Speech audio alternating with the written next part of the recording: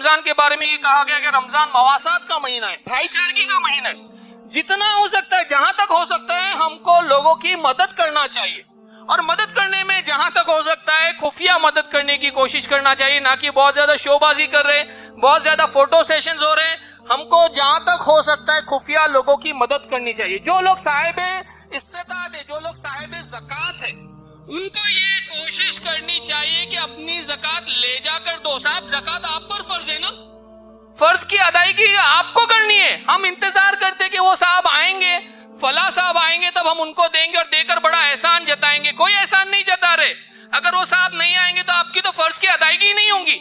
آپ کی ضرورت ہے کہ آپ جائیں اور آپ کی زکوٰۃ بڑی انکساری کے ساتھ دے، عاجزی کے ساتھ دے۔ آپ کی ضرورت پوری ہو رہی ہے، وہ زکوٰۃ دے کر آپ کے مال جو ہے وہ پاک ہو رہا ہے، آپ کو جہنم سے بچانے کا ذریعہ بن رہا ہے۔ تو زکوٰۃ کے اندر ہم یہ کوشش کریں کہ جو 8 مد ہیں، ان 8 مد کو اچھے سے سمجھیں، ان کی ضروریات کو سمجھیں، حالات کو سمجھیں، اور اس کے حساب سے ہم اپنی زکوٰۃ کو ادا کریں۔ اور صاحب زکوٰۃ تک کیوں رکے ہم؟ پیارے نبی صلی اللہ علیہ وسلم کے بارے میں تو آتا ہے کہ آپ رمضان میں تو ایسے ہوا کے جھونکے سے بھی تیز کیا کرتے تھے؟ انفاق کرتے تھے۔ تو ہم بھی اپنے بارے میں یہ کوشش کریں کہ ہم جتنا ہو سکتا ہے، جتنا مال اللہ نے ہم کو دیا ہے نا، ورنہ انسان کیا ہوتا ہے، وہ 2.5% کی قید میں جو ہے بند جاتا ہے، وہ 2.5% سے آگے نکلنا چاہیے، اور جتنا ہو سکتا ہے ہم کو کیا کرنا چاہیے؟ اللہ کی راہ میں لٹانا چاہیے۔ اللہ الرحمن الرحیم۔ یا ایھا الذین آمنوا کتب علیکم الصیام کما کتب علی الذین من قبلکم لعلکم تتقون۔ صدق اللہ العظیم۔ شہر رمضان الذی انزل فیہ القرآن ھدی للناس وبینات من الھدی والفرقان۔ صدق اللہ العظیم۔ فاعوذ باللہ من الشیطان الرجیم۔ بسم اللہ الرحمن الرحیم۔ رب اشرح لی صدری ویسر لی امری واحلل عقدۃ من لسانی یفقہوا قولی۔ عزیزانی گرامی، السلام علیکم ورحمۃ اللہ وبرکاتہ۔ یہ اللہ تعالیٰ کا ہم بے انتہا شکر و احسان مانیں گے کہ ایک مرتبہ پھر انشاءاللہ اپنی اس مختصر سی حیات کے اندر ہم ایک اور رمضان کا استقبال کرنے جا رہے ہیں۔ ورنہ ہم جانتے ہیں کہ کتنے ہی لوگ ایسے ہیں جو رمضان کے آتے آتے ہم سے بچھڑ گئے، بلکہ ہمارے اپنے ہی کتنے عزیز و اقارب ایسے ہیں جو پچھلے رمضان یا اس سے پہلے رمضان میں ہمارے ساتھ تھے اور اس رمضان میں ہمارے ساتھ نہیں رہیں گے۔ ایک ایسا ماہ مبارک جس کی فضیلت، جس کی عظمت کو پیارے نبی صلی اللہ علیہ وسلم نے شعبان کے آخر میں ہی صحابہ کو جمع کیا اور وہ مشہور خطبہ دیا جس میں فرمایا کہ لوگوں، تم پر ایک نہایت بابرکت مہینہ سایہ فگن ہونے جا رہا ہے، جس کی ایک رات 1000 مہینوں سے بہتر ہے، جس کے اندر نفل عبادت جو ہے وہ فرض کے برابر ہو جاتی ہے۔ عام دنوں میں جو فرض کا اجر ہے وہ نفل عبادت کو ملتی ہے، اور اسی طریقے سے فرض کا جو مرتبہ ہے وہ عام دنوں کے 70 گنا فرائض سے جو ہے فرض کے برابر ہو جاتا ہے۔ پھر اس مشہور حدیث میں اللہ کے نبی صلی اللہ علیہ وسلم نے مختلف اور بہت ساری باتیں فرمایا کہ رمضان جو ہے وہ صبر کا مہینہ ہے اور صبر کا بدلہ جنت ہے۔ رمضان غم گساری کا مہینہ ہے، لہٰذا جس نے کسی اپنے بھائی کو افطار کرایا وہ جو ہے اس کے لیے جہنم سے بچنے کا ذریعہ بنے گا۔ تو ظاہر سی بات ہے، انشاءاللہ بس کچھ دنوں کے اندر اللہ نے چاہا تو میں اور آپ جو ہے ایک اور رمضان کو پائیں گے۔ لیکن اس سے پہلے کہ ہم لوگ کچھ باتیں رمضان کے تعلق سے سمجھیں، آپ دیکھیں کچھ ایک باتیں وہ بھی ہیں کہ چونکہ رمضان آنے میں کچھ دن باقی ہے، کچھ ایسے کام، کچھ ایسے اعمال ہیں جو رمضان سے قبل کیے جا سکتے ہیں اور کرنے چاہیے۔ سب سے پہلی چیز تو آپ دیکھیے جو سیرت سے ہم کو ملتی ہے کہ پیارے نبی صلی اللہ علیہ وسلم شعبان کے اندر رمضان کا استقبال کیسے کرتے تھے، اور سیرت میں یہ ملتا ہے کہ اللہ کے نبی صلی اللہ علیہ وسلم عام مہینوں کے مقابلے میں شعبان میں سب سے زیادہ کثرت سے روزے رکھا کرتے تھے، اور امت کو یا امت کے کمزور لوگوں کو 15 شعبان کے بعد روزے رکھنے کے لیے جو ہے وہ منع کیا گیا، کیونکہ اس کے اثرات صرف فرائض کے اوپر پڑ سکتے ہیں۔ لیکن امت میں وہ لوگ جو مضبوط ہے ان کو اجازت دی گئی کہ وہ 15 شعبان کے بعد بھی رمضان کے پہلے روزے رکھیں۔ آپ دیکھیں یہ جو نفل روزے ہم شعبان میں رکھتے ہیں، یا پیارے نبی صلی اللہ علیہ وسلم کی سنت سے جو ہم کو ملتا ہے، اس کی فضیلت یا اس کی حکمت یہی سمجھ میں آتی ہے کہ فرض سے پہلے وہ کیفیت ہمارے اندر روزوں کے سلسلے میں جو ہے وہ پیدا ہو جاتی ہے. جس طریقے سے ہم جانتے ہیں کہ فرض نماز کے پہلے ہم سنت پڑھتے ہیں تاکہ فرض میں وہ کیفیت پیدا ہو، تو ٹھیک اسی طریقے سے ہم کو اس بات کی ترغیب دلائی گئی کہ ہم شعبان کے اندر جو ہے رمضان کا استقبال روزے رکھ کر کریں. پھر دوسری چیز جو اب ہم کر سکتے ہیں اور کرنی چاہیے وہ یہ کہ ایسے ہی الٹپ رمضان کا استقبال یا رمضان میں داخل نہ ہو، بلکہ جس طریقے سے ایک تاجر، ایک عقل مند ہوشیار تاجر سیزن کے آنے سے پہلے سیزن کی ساری تیاریاں کر لیتا ہے، سیزن کے لیے کیا مٹیریل، کیا سامان لگے گا، کیسے مارکیٹنگ کی جائے گی، اور ساری پلاننگ کر کے وہ کیا کرتا ہے، سیزن سے پہلے اپنے آپ کو تیار کر لیتا ہے. اسی طریقے سے ایک مومن کو یہ کرنا چاہیے کہ رمضان سے پہلے رمضان کی منصوبہ بندی اور پلاننگ کرنی چاہیے کہ ہم رمضان کے اندر کون سے عمل کریں گے، کس طریقے سے کریں گے، اور کیسے اپنے وقت کو زیادہ سے زیادہ فارغ کریں گے عبادت کے لیے. پھر تیسرا کام جو ہم کر سکتے اور کرنا چاہیے وہ یہ کہ وہ سارے کام جو رمضان سے پہلے ہو سکتے، جو رمضان کی عبادتوں کے اندر کیا کرتے ہیں، ہمارے وقت کو ضائع کر دیتے ہیں. جیسے ہم جانتے ہیں کہ طاق راتوں میں یا عین رمضان کے روزوں کے اندر ہم دیکھتے ہیں کہ آخری عشرے میں ایک بڑا جم غفیل ہوتا ہے شاپنگ کرنے کے لیے جو گھومتا پھرتا ہے. ارے وہ وقت کتنا قیمتی ہے جہاں پہ اللہ کی رحمتیں بٹ رہی ہے، اور ہم کیا لینے جا رہے ہیں، ہم دنیاوی ساز و سامان لینے جا رہے ہیں. تو کوشش یہ کرنی چاہیے کہ عید کے حوالے سے بھی جو شاپنگ ہے وہ رمضان سے پہلے ہی ہم کر کے رمضان کا وہ وقت بچا لیں. اسی طریقے سے مارکیٹ اور دیگر جو ضرورت کی چیزیں ہیں اس کو پہلے ہی خرید لے.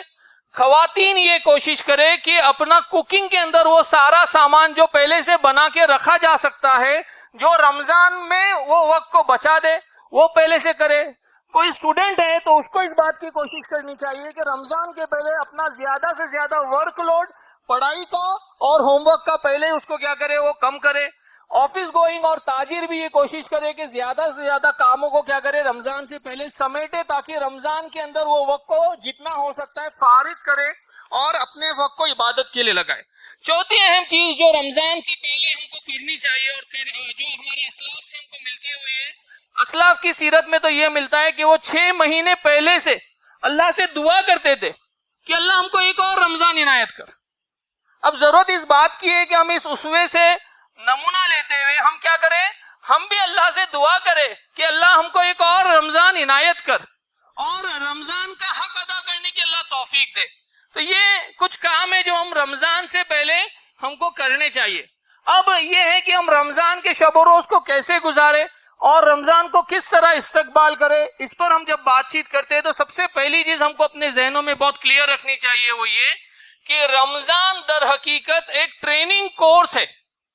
رمضان مسلمانوں کے لیے یا پوری امت کے لیے ایک عملی اور علمی جو ہے وہ ٹریننگ کا ایک مہینہ ہے، اور اس مہینے کو اسی حیثیت سے ہم کو لینا چاہیے کہ اللہ تعالی ہم کو ایک تربیت سے گزارنا چاہ رہے ہیں، اور اس تربیت کے نتیجے میں ہمارے اندر کچھ چینج آنا چاہیے. تو رمضان میں کیا کچھ کام ہے جو ہم کر سکتے ہیں، کرنا چاہیے. آپ دیکھیے عبادتوں کے حوالے سے ہم جانتے ہیں کہ نماز کے اندر فرائض میں سب سے زیادہ ہم کو کوشش کرنی چاہیے. جو لوگ جن کے عام دنوں میں نمازوں کا معاملہ تھوڑا آگے پیچھے ہوتا ہے وہ یہ عزم کرے، یہ ارادہ کرے کہ رمضان میں انشاءاللہ ہم اپنی تمام نمازوں کو با جماعت ادا کریں گے. اپنے معیار کو بلند کرے. جو صاحب جہاں کھڑا ہے جو جماعت سے ادا کر رہا ہے وہ یہ کوشش کرے کہ وہ تکبیر اولیٰ میں آئے. تکبیر اولیٰ میں آنے والے اشخاص یہ کوشش کرے کہ وہ پہلی صف میں آئے. تو نماز کے اندر ایک چیز تو یہ کرنی چاہیے. دوسری چیز آپ دیکھیے کہ نماز میں صرف فرائض تک اکتفا نہیں کرنا چاہیے، کوشش یہ کرنا چاہیے کہ فرائض سے آگے بڑھ کر ہم نوافل کی طرف بھی جائے. بخاری کی وہ مشہور حدیث ہے کہ پیارے نبی صلی اللہ علیہ وسلم نے فرمایا کہ اللہ تعالیٰ فرماتا ہے کہ جب بندہ فرض کے بعد نفل کے ذریعے میرا قرب حاصل کرتا رہتا ہے یہاں تک کہ میں اس سے محبت کرنے لگتا ہوں، اور جب میں اس سے محبت کرنے لگتا ہوں تو میں اس کے کان بن جاتا ہوں، میں اس کے ہاتھ بن جاتا ہوں، میں اس کے پیر بن جاتا ہوں. تو آپ دیکھیے کتنی زبردست اللہ تعالیٰ کی طرف سے ہمارے لیے بشارت ہے اور خوشخبری ہے کہ ہم نفل کے ذریعے اللہ کا قرب حاصل کر سکتے ہیں. تو کوشش یہ ہونی چاہیے کہ رمضان کے اندر بالخصوص جو ہے ہم جتنے نوافل کا اہتمام کر سکتے ہیں وہ کرنا چاہیے. اور نوافل میں دیکھیے زبردست موقع ہوتا ہے. تہجد کا عام دنوں میں تھوڑا سا لغزش ہو سکتی ہے، لیکن ہم سحری کے لیے اٹھتے ہی ہیں. کوشش یہ کریں کہ ہم تہجد کا بالخصوص اہتمام کریں. پھر اس کے بعد میں ایک بہت اہم چیز یہ ہے کہ رمضان کے اندر بہت زبردست موقع ہوتا ہے اپنے گناہوں کی مغفرت کے لیے. تو کوشش یہ کرنی چاہیے کہ ہم اللہ سے روتے ہوئے گڑ گڑاتے ہوئے اپنے گناہوں کی مغفرت مانگے، اور جتنا ہو سکتا ہے دعا کرے. سحر کے وقت، تہجد کے وقت ہم جانتے ہیں کہ اللہ تعالیٰ جو ہے وہ آسمانی دنیا پر آتے ہیں اور اعلان کرتے ہیں کہ کون ہے جو اپنے گناہوں کو معاف کروانا چاہتا ہے. تو ہم کو اس اپورچونٹی کو، اس موقع کو ہاتھ سے جانے نہیں دینا چاہیے. پھر ہم جانتے ہیں کہ افطار کی دعا جو ہے وہ بڑی زبردست قبولیت کی دعا ہے.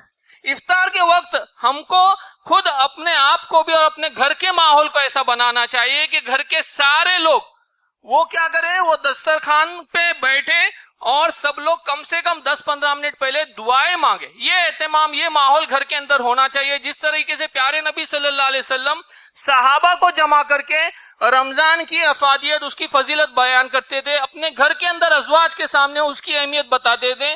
ہم کو یہ کوشش کرنی چاہیے کہ احادیث کے ذریعے سے اپنے گھر کے اندر ایک حدیث ہی پڑھے رمضان کے تعلق سے، لیکن وہ ماحول بنائے جہاں تعلیم اور تربیت کا ماحول ہو. تو یہ اس بات کو بھی ہم کو یقینی بنانا چاہیے کہ ہم اپنے گھر کے اندر دعاؤں کا اہتمام کریں. اب جو پہلو جس کی طرف میں چاہ رہا ہوں کہ خود اپنی اصلاح بھی اور آپ لوگوں کی بھی جو نشاندہی کرو، آپ کی بھی یاد دہانی کرو، وہ کیا ہے؟ وہ یہ کہ نماز اور دعا یہ کوئی رسم بن کر نہ رہ جائے. ہم آ رہے صاحب، نماز پڑھ رہے اور جا رہے، دعا میں ہاتھ اٹھا رہے، الفاظ تو ادا کر رہے، لیکن اصل چیز جو مطلوب ہے وہ کیا ہے؟ وہ نماز میں بھی اور دعا میں بھی وہ کیفیت مطلوب ہے بھائی اور بہنوں. وہ کیفیت پیدا ہونا چاہیے. اور وہ کیفیت، پہلی بات تو یہ کہ پیدا کب ہوگی؟ جب ہم نماز کی کوالٹی کے اوپر دھیان دیں گے. ہم ہوتا یہ کہ نماز کی کوانٹٹی پر تو بہت دھیان دیتے ہیں، ہے نا. تراویح پہ ایک بڑا اکھاڑا لگ جاتا ہے کہ 20 پڑھنا ہے یا 8 پڑھنا ہے.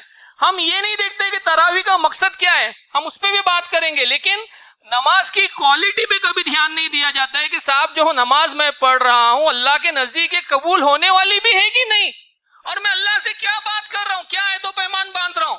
میں جب اللہ سے کہہ رہا ہوں کہ اللہ میں تیری عبادت کرتا ہوں اور تجھی سے مدد مانگتا ہوں، تو دل کی کیفیت بھی اس وقت وہی ہونی چاہیے. جب ہم اللہ سے کہتے ہیں کہ اللہ ہم کو سیدھا راستہ بتا، تو واقعی ہماری دل کی کیفیت بھی یہ ہونی چاہیے کہ ہم اللہ سے ہدایت کی طلب کر رہے ہیں. ہم یہ نہ سمجھے کہ صاحب ہم کو تو کیا ہے، سارا ہدایت نامہ ہمارے کو مل گیا ہے، ہم ایک دم صحیح راستے پر گامزن ہیں. موت تک اس بات کا خدشہ ہے کہ ہم کیا ہو سکتا ہے، صراط مستقیم سے ہٹ سکتے ہیں. تو نماز کے اندر وہ کیفیت پہ ہم کو زور دینا چاہیے، یہ ایک چیز.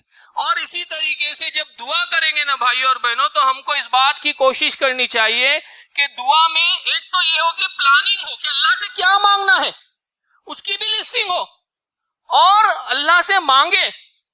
پھر اس کے بعد دعا کی وہ جو کیفیت ہے نا وہ بہت اہم ہے کہ جب ہم اللہ سے کہہ رہے کہ اللہ مجھ کو جہنم کے عذاب سے بچا، تو دل کی کیفیت بھی ویسی ہے کہ آنکھوں سے آنسو گر رہے ہیں. کوئی نماز، اس رمضان میں ہم اپنا یہ جائزہ لے کہ صحابہ کے بارے میں جو آتا ہے، پیارے نبی صلی اللہ علیہ وسلم کے بارے میں آتا ہے کہ جب وہ لوگ نماز پڑھتے تھے تو آنسوؤں سے روتے تھے. کیوں؟ کیونکہ نماز کے اندر وہ کیفیت تھی. ان کو وہ احساس تھا کہ جب جہنم والی آیتیں آ رہی ہے تو وہ ڈرتے تھے، خوف کے مارے ان کے اوپر گھشی طاری ہو جاتی تھی. تو ہم اپنا جائزہ، اپنی نماز کا محاسبہ، اپنی دعاؤں کا محاسبہ لیں اور یہ دیکھیں کہ کیا وہ کیفیت ہمارے اندر پیدا ہوتی ہے یا نہیں. اور اس بات کی کوشش کریں کہ ہم اپنے دل کی دنیا کو جو ٹٹولیں گے اور نماز کی کوالٹی کو اس حیثیت سے ابھاریں گے کہ نماز کے اندر ہمارے اندر کیا ہونا چاہیے، وہ تبدیلی آنا چاہیے. دعاؤں کے اندر ہمارے اندر وہ کیفیت پیدا ہونا چاہیے. پھر ہم جانتے ہیں کہ رمضان میں بے شمار دوسرے مواقع ہوتے ہیں جو عبادت کرنے کے اور نیکیاں کمانے کے. رمضان کے بارے میں یہ کہا گیا کہ رمضان مواسات کا مہینہ ہے، بھائی چارگی کا مہینہ ہے. جتنا ہو سکتا ہے، جہاں تک ہو سکتا ہے، ہم کو لوگوں کی مدد کرنا چاہیے. اور مدد کرنے میں جہاں تک ہو سکتا ہے خفیہ مدد کرنے کی کوشش کرنا چاہیے، نہ کہ بہت زیادہ شو بازی کر رہے، بہت زیادہ فوٹو سیشنز ہو رہے، ہم کو جہاں تک ہو سکتا ہے خفیہ لوگوں کی مدد کرنی چاہیے. جو لوگ صاحب استطاعت ہے, جو لوگ صاحب زکوٰۃ ہے, ان کو یہ کوشش کرنی چاہیے کہ اپنی زکوٰۃ لے جا کر دو. صاحب زکوٰۃ آپ پر فرض ہے نا, فرض کی ادائیگی آپ کو کرنی ہے. ہم انتظار کرتے کہ وہ صاحب آئیں گے, فلاں صاحب آئیں گے, تب ہم ان کو دیں گے اور دے کر بڑا احسان جتائیں گے. کوئی احسان نہیں جتا رہے. اگر وہ صاحب نہیں آئیں گے تو آپ کی تو فرض کی ادائیگی نہیں ہوگی. آپ کی ضرورت ہے کہ آپ جائیں اور آپ کی زکوٰۃ بڑی انکساری کے ساتھ دے, عاجزی کے ساتھ دے. آپ کی ضرورت پوری ہو رہی ہے. وہ زکوٰۃ دے کر آپ کے مال جو ہے وہ پاک ہو رہا ہے, آپ کو جہنم سے بچانے کا ذریعہ بن رہا ہے. تو زکوٰۃ کے اندر ہم یہ کوشش کریں کہ جو 8 مد ہے, ان 8 مد کو اچھے سے سمجھیں, ان کی ضروریات کو سمجھے, حالات کو سمجھے, اور اس کے حساب سے ہم اپنی زکوٰۃ کو ادا کریں. اور صاحب زکوٰۃ تک کیوں رکے ہم؟ پیارے نبی صلی اللہ علیہ وسلم کے بارے میں تو آتا ہے کہ آپ رمضان میں تو ایسے ہوا کے جھونکے سے بھی تیز کیا کرتے تھے, انفاق کرتے تھے. تو ہم بھی اپنے بارے میں یہ کوشش کریں کہ ہم جتنا ہو سکتا ہے, جتنا مال اللہ نے ہم کو دیا ہے نا, ورنہ انسان کیا ہوتا ہے, وہ 2.5% کی قید میں جو ہے بند جاتا ہے. وہ 2.5% سے آگے نکلنا چاہیے, اور جتنا ہو سکتا ہے ہم کو کیا کرنا چاہیے, اللہ کی راہ میں لٹانا چاہیے. تو یہ ایک کام اور رمضان میں جو ہو سکتا ہے انفاق کے حوالے سے. پھر رمضان میں ہم کو اس بات کی کوشش کرنی چاہیے کہ آخری عشرے کا ہم بالخصوص اہتمام کریں گے. آخری عشرے میں ہم جانتے ہیں کہ لیلۃ القدر ہے. لیلۃ القدر میں افسوس یہ ہوتا ہے کہ ہم دیکھتے ہیں کہ امت کا ایک بڑا سواد اعظم کیا ہوتا ہے, وہ راتوں میں ہوٹلوں میں یا نکڑوں میں بیٹھا ہے, یا گیمز کھیل رہا ہے, یا ٹائم پاس کر رہا ہے. وہ لیلۃ القدر کو پانے کی کوشش, اس کی جستجو میں ہم کو کیا کرنا ہے, خود بھی لگنا ہے, اپنے گھر والوں کو بھی لگانا ہے. جو لوگ استطاعت رکھتے ہیں, کوشش کرنی چاہیے وہ لوگ اعتکاف میں بیٹھے, معتکف ہو, اللہ سے اور زیادہ قریب ہو. تو یہ رمضان کے شب و روز میں ایسے بہت سارے کام ہیں جو ہم کو کرنے چاہیے, جو ہم کر سکتے ہیں. اب جو 2 باتیں رمضان کے سلسلے میں جو اصل ہے, جو اس کی اسپرٹ ہے, وہ 2 باتوں پہ میں چاہتا ہوں کہ یہ پوری گفتگو ہمارے یہ رہے, مرتکز رہے, اور ٹیک ہوم بھی ہم ان 2 باتوں کو لیتے ہوئے جائے. دیکھیں سب سے اہم بات جو قرآن کی سورہ بقرہ کی آیت جس کی تلاوت کی گئی, اس میں اللہ تعالیٰ نے فرمایا کہ رمضان کا مقصد کیا ہے. رمضان آتا ہے اس لیے کہ رمضان ہمارے اندر کیا کرے, لعلکم تتقون, ہمارے اندر تقوی کی صفت پیدا کرے. دیکھیے رمضان کا جب ہم استقبال کرتے ہیں تو سب سے پہلی چیز ہمارے ذہنوں میں جو ہونی چاہیے وہ یہ کہ یہ جو بخاری کی حدیث ہے کہ جس نے ایمان اور احتساب کے ساتھ روزے رکھے, اللہ تعالیٰ اس کے پچھلے گناہ کیا کر دیں گے, معاف کر دیں گے. تو ہم کو اپنا احتساب کرنا چاہیے کہ رمضان کے پہلے ہم جیسے ہماری شخصیت تھی, رمضان کے بعد ہمارے اندر ایک چینج آنا چاہیے. رمضان کے ذریعے سے وہ چینج آئے اور باقی 11 مہینے وہ چینج باقی رہے, اور پوری زندگی وہ چینج باقی رہے. یعنی رمضان کے پہلے ہمارا ایک الگ ورژن ہونا چاہیے, اور رمضان کے بعد ہماری شخصیت کا ایک نیا ورژن ابھر کر سامنے آنا چاہیے. اور وہ ورژن کیسا آنا چاہیے, تو آپ دیکھیے روزوں کے ذریعے سے وہ تبدیلی ہمارے اندر آئے گی. 2 بڑی تبدیلیاں ہیں جو روزوں کے ذریعے سے ہمارے اندر آئے گی. سب سے پہلی چیز تو ہم یہ دیکھیں کہ روزے کے اندر معاشرہ جو ہے روزے کا کیسے اہتمام کیا جاتا ہے.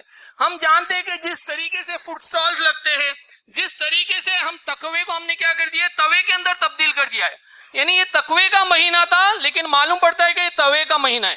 فاسٹنگ کے مہینے کو ہم نے کس میں کنورٹ کر دیا, ہم نے فیسٹ میں کنورٹ کر دیا کہ صاحب یہ ایک بڑی جشن کا, کھانے پینے کا جشن کا مہینہ ہے. برادران وطن بھی یہ کہتے ہیں کہ اچھا تمہارا وہ مہینہ آنے والا ہے جس میں تم سب سے زیادہ کھاتے ہو, یعنی صبح سحر سے افطار تک تو بھوکے پیاسے رہتے ہو, لیکن پھر افطار کے بعد معمول سے بھی کئی گنا زیادہ کیا ہوتا ہے, کھانا کھایا جاتا ہے. سارے ڈشز کے ایکسپیریمنٹ, ساری چیزیں وہ کیا کیے جاتے ہیں, وہ رمضان میں کیے جاتے ہیں. تو ہم کو اس سے گریز کرنا چاہیے. دوسری چیز یہ ہے کہ رمضان میں بعض لوگ یہ سمجھتے ہیں کہ چلو صاحب یہ بہت اچھا موقع ہے ڈائٹ کرنے کا, ہے نا. لوگوں کو یہ خیال آتا ہے کہ ہم اپنا ویٹ لاس اور ویٹ کنٹرول کیا کریں, روزے کے ذریعے سے کریں. دیکھیے روزے کا جو بنیادی مقصد ہے نا, بنیادی مقصد وہ تقوی حاصل کرنا ہے. باقی جو بھی ہوگا وہ اس کا سائیڈ ایفیکٹ ہوگا, تو ہم سائیڈ ایفیکٹس پہ دھیان نہ دیں, ہم اصل مقصد پہ. سونا جب انسان خریدتا ہے تو 24 کیرٹ سونا ہے تو انسان کیا چاہتا ہے کہ ٹھوک بجا کر یہ چیک کرے کہ یہ پورا کھرا سونا ہے. تو کھرا تقوی وہ ہوگا جس میں خالصتاً تقوی ہوگا. ہم اپنے ڈائٹ اور اپنے ویٹ لاس اور یہ سارے پروگرامز کو 11 مہینوں میں امپلیمنٹ کر سکتے ہیں رمضان کے ذریعے سے, اس پر ہمارا ذہن نہیں جائے. پھر رمضان میں ہم کو کیا کرنا چاہیے روزوں میں؟ آپ دیکھیے صحابہ نے بھی روزے رکھے، اور صحابہ کے روزے کیسے تھے؟ حضرت فاطمہ رضی اللہ تعالیٰ عنہ کے بارے میں آتا ہے کہ حضرت علی رضی اللہ تعالیٰ عنہ عصر کے بعد افطار لا کر دیتے ہیں اور چلے جاتے ہیں. اس کے بعد جب افطار کے وقت وہ آتے ہیں تو وہاں پہ وہ افطار نہیں ہوتا ہے، کھجور اور پانی ہوتا ہے. وہ بڑے تعجب سے پوچھتے ہیں کہ میں نے جو افطار لایا تھا وہ کہاں ہے؟ بی بی فاطمہ فرماتی ہے کہ وہ افطار ایک سائل آیا تھا، وہ بڑا ضرورت مند معلوم ہو رہا تھا، تو میں نے وہ افطار اٹھا کے اس سائل کو دے دی. ذرا رک جائیے اور تصور کیجئے کہ مردوں میں اگر ہم ہوتے، افطار لایا اور وہ سارا افطار اٹھا کر انفاق ہو گیا، تو ہمارا روزے کے لاسٹ مومنٹ پہ ہمارا تو پارا ایک دم ہائیسٹ پر پہنچ جاتا ہے نا. تو وہاں پہ حضرت علی رضی اللہ تعالیٰ نے کیا اسوہ پیش کیا؟ تو یہ صحابہ نے ایسے بھی افطار کیے. ہم کو لگتا ہے کہ افطار میں وہ ساری ورائٹیز ہونی چاہیے. حضرت عائشہ رضی اللہ تعالیٰ نے کے بارے میں آتا ہے کہ خوب مال آیا آپ کے گھر میں، لیکن شام ہوتے ہوتے تک آپ نے سارا مال اللہ کی راہ میں لٹا دیا. بعد میں خیال آیا کہ وہ تو روزے سے تھی، اپنے لیے ایک درہم کا گوشت بھی نہیں منگا سکی افطار کے لیے، تو مجبوراً کیا کرنا پڑا؟ پانی سے افطار کرنا پڑا. تو بھائی اور بہنوں، صحابہ نے تو اس سادگی سے بھی افطار کیے ہیں. تو ہم کو اس بات کی کوشش کرنی چاہیے کہ روزے کا جو اصل مقصد ہے وہ کیا ہے، اس کی طرف ہم اپنے ذہن کو مرتکز کریں. دو باتیں ہیں جو ہم کو یہاں پہ اپنے ذہنوں میں بٹھانی ہے کہ روزے کے ذریعے سے یہ کہا گیا کہ جس نے روزہ رکھا اور اس کے بعد کیا کیا؟ جھوٹ بولنا اور جھوٹ پر عمل کرنا نہیں چھوڑا، اللہ تعالیٰ کو اس کے بھوکے اور پیاسے رہنے سے کوئی فائدہ، اس کو کوئی حاجت نہیں اللہ تعالیٰ کو. یعنی اگر روزہ رکھنے کے باوجود ہمارے اخلاق میں، ہمارے بیہیویئر میں کوئی چینج نہیں آ رہا ہے، تو ہمارا روزہ کیا ہے؟ ایک بہت بڑا کوسچن مارک ہے. ہم کو کیا مل رہا ہے؟ صرف فاسٹنگ مل رہی ہے، بھوکا پیاسا رہنا ہو رہا ہے، لیکن جو اس کا مقصد تھا وہ فوت ہو رہا ہے. یعنی روزے کے بعد ہمارے دل کے اندر سے کینہ، کپٹ، بھوک، حسد، یہ ساری چیزیں نہیں نکل رہی ہیں. روزہ رکھ کے بھی ہماری آنکھیں وہ ساری برائیوں کو دیکھ رہی ہے. روزہ رکھ کے بھی ہمارے ہاتھ جو ہے حرام کام کر رہے ہیں، غلط کو کیا کر رہے ہیں؟ حرام اور حلال کو ملا رہے اور بیچ رہے، غلط فیصلے لکھ رہے. ہمارے پیر جو ہے متکبر کی چال چل رہے. غرض یہ کہ ہمارے جسم کا ہر اعضا جو ہے وہ کیا کر رہا ہے؟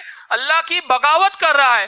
تو ایسا روزہ ہرگز بھی مطلوب نہیں ہے. روزہ تو یہ تبدیلی کا نام ہے. اور کیسے تبدیلی آتی ہے میں آپ کو وہ بھی بتاتا ہوں. دیکھیے ایک شخص ہے جو سگریٹ کا عادی ہے، وہ کیا کرتا ہے؟ بڑے عزم کے ساتھ روزے کے اندر تو سگریٹ نہیں پیتا ہے. اب اس کو یہ کرنا چاہیے، میں ایک مثال دے رہا ہوں، جو شخص کسی بھی برائی کا عادی ہے، ہم کو ہر کسی کو اپنا جائزہ لینا چاہیے کہ میرے اندر کون سی برائی ہے، کون سی شارٹ کمنگ ہے. میرے اندر غصہ بہت زیادہ آتا ہے، میں بہت چرب زبان ہوں، میں لوگوں کی غیبت کرتا ہوں یا غیبت سننا مجھ کو بہت مزہ آتا ہے. تو میں روزے کے اندر تو ہو سکتا ہے کہ کیا کر رہا ہوں؟ خود پہ کنٹرول کر رہا ہوں. لیکن روزے کے بعد تو یہ سوچنا چاہیے کہ جب میں 15 گھنٹے اس برائی سے بچ سکتا ہوں تو میں باقی تھوڑے گھنٹے اور 9 گھنٹے نہیں بچ سکتا ہوں؟ یقیناً بچ سکتا ہوں، یقیناً رک سکتا ہوں. جب انسان اپنے برین کو یہ میسج دے گا اور یہ اپنے عزم کا مظاہرہ کرے گا کہ وہ جو کیفیت اس کی روزے کے اندر تھی حرام کے اعتبار سے، اور روزے کے بعد بھی اس کیفیت کو جاری رکھے گا، اور مسلسل جب 30 دن 29 دن یہ پریکٹس جاری رہے گی، تو آپ یقین جانیے، ماہرین عادت یہ کہتے ہیں کہ اگر انسان 20-22 دن بھی کسی عادت کو مسلسل کرتا رہے تو وہ اس کے عادت کا، اس کے ہیبٹ کا ایک حصہ بن جاتی ہے. تو ہمارے اخلاق کا ہم کو اسی طریقے سے کیا کرنا پڑے گا؟ اس میں چینج لانا پڑے گا. یہ انٹرنل ہمارے اپنے آپ کو کیا کرنا پڑے گا؟ چینج کرنا پڑے گا. دوسری چیز روزے کے سلسلے میں جو امین احسن اصلاحی صاحب نے جس کی طرف اشارہ کیا ہے وہ یہ کہ روزے کے اندر قرآن نے جو لفظ استعمال کیا ہے، عرب اس وقت اپنے گھوڑوں کو سائم کہتے تھے، یعنی جو گھوڑے جن کو وہ جنگ کے لیے تیار کرتے تھے. تو گھوڑے کو وہ کیا کرتے تھے؟ بہت وقت تک بھوکا پیاسا رکھتے تھے، جنسی خواہشات تک روکتے تھے. کیوں روکتے تھے؟ کیونکہ وہ گھوڑے کو جہاد کے لیے تیار کرنا چاہتے تھے. آپ دیکھیں اللہ تعالیٰ نے مومنوں کے ساتھ بھی یہی معاملہ کیا کہ ایک تو کہ آپ کے اخلاق کے اندر، ہمارے اندرون میں وہ چینج آئے، اور دوسرا مومن جو ہے وہ رف اینڈ ٹف بنے. ہم بڑے کمفرٹ زون میں چلے جاتے ہیں. بھائیو آپ مجھے بتائیے کہ صحابہ نے تو رمضان کے اندر جنگ لڑے ہیں، ہم چاہتے ہیں کہ ہمارے روزے کے اندر کیا ہو؟ بہت بڑا وقت تو سو کر نکلے، یا وقت کو کسی طریقے سے ٹائم پاس کر نکالے. یا ہم موبائل کے اندر رمضان میں کیا کرتے ہیں؟ عام دنوں سے زیادہ موبائل ایڈکشن کا شکار ہو جاتے ہیں. تو ہم کو یہ بھی دیکھنا ہے کہ رمضان کے اندر، روزوں کے اندر خاص طور سے، یہ وقت تو غنیمت ہے. آپ جتنا لوٹ سکتے لوٹیے، اللہ تعالیٰ کی نعمتوں کی بارش ہو رہی ہے. ہم اس وقت کو صرف ضائع کرنے کا سوچیں گے, ہم یہ سوچیں گے کہ کسی طریقے سے یہ ٹائم پاس ہو جائے, تو یہ ہم کیا کر رہے ہیں, رمضان کے ساتھ بہت بڑی خیانت کر رہے ہیں. روزے کی حالت میں ہم کو یہ کوشش کرنا چاہیے کہ ہمارا روٹین ایز اٹ از ہمارا روٹین رہے. تو یہ دو چیزیں روزے کے ذریعے سے متوقع ہے, یہ ایکسپیکٹڈ ہے کہ ایک تو انٹرنل چینج آئے, ہمارے کیریکٹر کے اندر چینج آئے, ہمارا ایک نیا ورژن, رمضان کے پہلے کا ورژن الگ ہو, رمضان کے بعد کا ہمارا اخلاق کے اعتبار سے, معاملات کے اعتبار سے, بیہیویئر کے اعتبار سے ہمارا ایک نیا ورژن آئے. اور دوسرا, ہم محنت کشا, محنت کرنے والے, رف اینڈ ٹف اور زیادہ مضبوط, سیلف کنٹرول کرنے والے بنے. جس طریقے سے گھوڑے کو جہاد کے لیے تیار کیا جا رہا تھا, مومنوں کو بھی جہاد کے لیے تیار کیا جا رہا ہے بھائیوں اور بہنوں. تو یہ رمضان کا روزے کا مقصد ہے. پھر دوسری اسی سے ملتی جلتی چیز ہے, وہ کیا ہے کہ رمضان اصل میں ہم کو ایک ڈسپلن سکھاتا ہے کہ ہمارے معاملات میں ایک ملٹری سے زیادہ ہم کو کیا کرتا ہے, ایک ٹریننگ پروگرام دیتا ہے کہ دیکھو صاحب کب اٹھنا ہے, کب تک ہم کو بھوکا رہنا ہے, کب ہم کو جو ہے پھر افطار کرنے کے فوراً بعد تراویح کے لیے کھڑے رہنا ہے, اور ایک بہت محنت کشا والا شیڈیول دیتا ہے. لیکن افسوس امت مسلمہ نے کیا کر دیا, اس پورے ٹریننگ پروگرام کو ضائع کر دیا. آپ دیکھیے حدیث تو یہ کہتی ہے کہ رمضان میں جنت کے دروازے کھول دیے جاتے ہیں اور جہنم کے دروازے بند کر دیے جاتے ہیں. تو اس سے کیا مراد ہے کہ جنت میں جانا گویا آسان ہوتا ہے, اور مسلم سوسائٹی کو جب دیکھا جاتا ہے تو یہ معلوم ہونا چاہیے کہ یہاں پہ نیکیاں کرنا بڑا آسان ہے. لیکن مسلم سوسائٹی نے کیا کر دی بھائیوں کہ رات جگی کر کے, نائٹ لائف کو گزار کے ہم نے کیا کر دیا, رمضان کے بڑے مقصد کو فوت کر دیا. ہم فاسٹنگ تو کریں گے لیکن نائٹ لائف کا شکار ہو کے, رات میں اپنے وقت کو ضائع کر کے ہم نے کیا کر دیے, وہ بڑے مقصد کو ہم کیا کریں گے, فوت کر دیں گے. تو ہم کو اس بات کی کوشش کرنی چاہیے کہ جیسے پیارے نبی صلی اللہ علیہ وسلم کا معمول تھا کہ عشاء کے بعد آپ فوراً سو جاتے تھے, تو ہم کو اپنے روٹین کو چینج کرنا چاہیے. یہ ڈسپلن ہماری لائف میں اگر نہیں آئے گا تو رمضان سے ہم جو ہے وہ فائدہ اٹھا نہیں سکتے. آخری چیز جس کی طرف آنا ہے وہ یہ کہ رمضان جو ہے وہ کیا ہے, رمضان کی عظمت ہے, رمضان کی برکت ہے, وہ کس لیے ہے کہ شہر رمضان الذی انزل فی القرآن, یہ وہ مہینہ ہے جس میں قرآن نازل کیا گیا. اس وجہ سے اس مہینے کی عظمت اور برکت بڑی, اور جس رات میں یہ قرآن نازل کیا گیا اس رات کی عظمت اور برکت 1000 مہینوں سے بہتر ہو گئی بھائی اور بہنوں. تو میرا اور آپ کا رشتہ قرآن کے ساتھ کیسا ہوگا یہ بہت اہم ہے. کیا ہم اس دوڑ میں رہیں گے کہ صاحب میرے اس رمضان میں 2 ختم ہوں گے, نہیں میرے 3 ختم ہوں گے, نہیں میرے 4 ختم ہوں گے. ہرگز اس دوڑ میں مت جائیے, ہرگز اس دوڑ میں مت جائیے. آپ دیکھیے رمضان کے اندر ایک خاص عبادت ہم کو جو ہے انٹروڈیوس کرائی جاتی ہے, وہ تراویح کی عبادت ہے. وہ کیوں کرائی جاتی ہے, میں وہی کہہ رہا تھا کہ وہ جو اکھاڑے میں ہم پڑھتے ہیں 8 اور 20, ہم اس مقصد کو ہی بھول جاتے ہیں کہ تراویح میں اصل میں اللہ تعالیٰ یہ چاہتے ہیں کہ سال میں ایک بار کم سے کم ہمارا قرآن کا ریویژن ہو, ہم قرآن کے پورے میسج سے واقف ہو جائیں. تو ضرورت اس بات کی ہے کہ ہم رمضان میں تراویح سے پہلے یا تو قرآن کا اتنے حصے کا ترجمہ پڑھے یا خلاصہ پڑھے, اور پھر قرآن سے اپنا تعلق جتنا مضبوط کر سکتے ہیں وہ کرنے کی کوشش کریں. صاحب آپ ایک ہی سورے لے, پورے رمضان کے اندر یہ کوشش کریں کہ میں صرف ایک سورے کو ایک دم گہرائی کے ساتھ سمجھوں گا. حضرت عبداللہ بن عمر کے بارے میں آتا ہے, انہوں نے تقریباً 8 سال لگا دیے صرف سورہ بقرہ کو سمجھنے میں. آپ سوچئے صحابی رسول جو اہل زبان تھے ان کو ایک سورے کو سمجھنے میں 8 سال لگ جاتے, اور ہم تو یہ کہتے ہیں کہ قرآن کو تو پہلی بات سمجھنے کی ضرورت ہی نہیں ہے, جبکہ قرآن نازل اس لیے کیا گیا ہے کہ وہ ہدایت کی کتاب ہے, ھدی للناس وبینات من الفرقان, حق اور باطل کا فرق کھول کر رکھنے والی کتاب ہے. تو ضرورت اس بات کی کہ ہمارا تعلق قرآن کے ساتھ کیسا سیٹ ہوتا ہے, قرآن میری پرسنل لائف کے لیے کیسے مجھ سے مخاطب کر رہا ہے. جب میں قرآن پڑھ رہا ہوں تو کیا میرے اندر یہ کیفیت ہے کہ اللہ تعالیٰ مجھ سے مخاطب ہے, اللہ تعالیٰ مجھ سے کلام کر رہے ہیں, اور جو باتیں یہاں پہ کہی جا رہی ہے وہ مجھ سے کہی جا رہی ہے. جب منافق کا ذکر آئے گا تو میں یہاں وہاں نہیں دیکھوں گا, میں اپنے گریبان میں جھانکوں گا اور دیکھوں گا کہ کہیں یہ ساری کوالٹیز جو قرآن منافقین کی بتا رہے ہو میرے اندر تو موجود نہیں ہے. تو رمضان کا استقبال بھائیوں اور بہنوں اس حیثیت سے کرنے کی ضرورت ہے کہ ہم رمضان سے پہلے جو کام کرنے تھے, کہ شعبان میں جس طرح پیارے نبی صلی اللہ علیہ وسلم نے روزے رکھے, رمضان کی پلاننگ کرے, رمضان سے پہلے شاپنگ کر دے, اور ایک بہت اہم چیز یہ کہ رمضان سے پہلے اللہ سے دعا کرے. میں تو کہتا ہوں 2 رکعت نفل نماز اسی لیے پڑھے کہ اللہ ہم کو رمضان کی نعمتیں کیا کرے, اس سے زیادہ اللہ تعالیٰ استفادہ کرنے کے لیے اللہ تعالیٰ تو توفیق دے, کیونکہ اگر اللہ کی توفیق نہیں رہیں گی تو کیسے یہ ممکن ہے.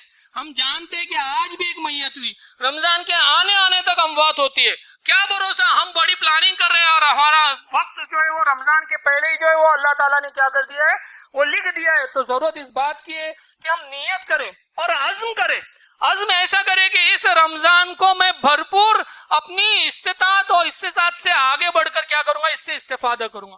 یہ سوچے کہ ہو سکتا ہے یہ میری زندگی کا آخری رمضان ہو سکتا ہے نا، یہ میری زندگی کا آخری رمضان، اور اس کے بعد مجھے اللہ کے حضور کھڑے رہنا اور اپنے پورے اعمال کا جواب دینا ہے۔ تو ایک زبردست موقع مل رہا ہے کہ اللہ تعالیٰ کی رحمتوں کی بارش ہو رہی ہے نا۔ جب ایک مال میں سیل لگتا ہے اور بمپر آفر ہوتا ہے تو ہم دیکھتے ہیں کیسی بھیڑ ہوتی ہے۔ تو آپ یہاں سوچئے کہ پوری دنیا کے کائنات کے مالک کی طرف سے ایک آفر ہے کہ آؤ، کون ہے جو اپنی مغفرت کرانا چاہتا ہے، کون ہے جو اپنی حاجت کو پوری کرنا چاہتا ہے، کون ہے جو اپنے اندر چینج لانا چاہتا ہے۔ تو ہم کو رمضان کا استقبال اس حیثیت سے کرنا چاہیے کہ ہماری زندگی کے اندر یہ رمضان جو ہے وہ کیا ہو، یہ آخری رمضان ہو، اور اس کے بعد ہماری لائف میں ایک چینج آئے، ایک نمایاں چینج ہمارے اندرون میں بھی ہو، ہم ایکسٹرنلی بھی فٹ ہو، اور سب سے اہم یہ کہ جو علمی تربیت ہے وہ یہ کہ قرآن سے میرا تعلق سیٹ ہو جائے، میرے پاس قرآن کا ترجمہ ہو، میں قرآن کی تفسیر کی طرف جاؤں، قرآن لینگویج سیکھنے کی کوشش کروں۔ تو یہ رمضان کے حوالے سے کچھ باتیں ہیں، میری طلب بھی اسی کے کرم کا صدقہ ہے، قدم یہ اٹھتے نہیں ہیں، اٹھائے جاتے ہیں، ورنہ اللہ کی توفیق نہیں ہوں گی بھائیوں تو کوئی چیز ممکن نہیں ہے۔ ہم کو دعا کرنا چاہیے اللہ تعالیٰ توفیق دے کہ رمضان سے زیادہ استفادہ کرے، رمضان میں وقت کو ضائع کرنے سے اپنے آپ کو بھی روکے، اپنے گھر کے اہل و عیال کو بھی روکے، گھر کے اندر تعلیم و تربیت کا ماحول سیٹ کرے، رمضان کے اندر جتنی عبادتیں ہو سکتی ہے پوری اسپرٹ کے ساتھ ان عبادتوں کو کریں گے اور قرآن سے اپنے تعلق کو مضبوط کریں گے۔ آمین، وآخر دعوانا الحمدللہ رب العالمین۔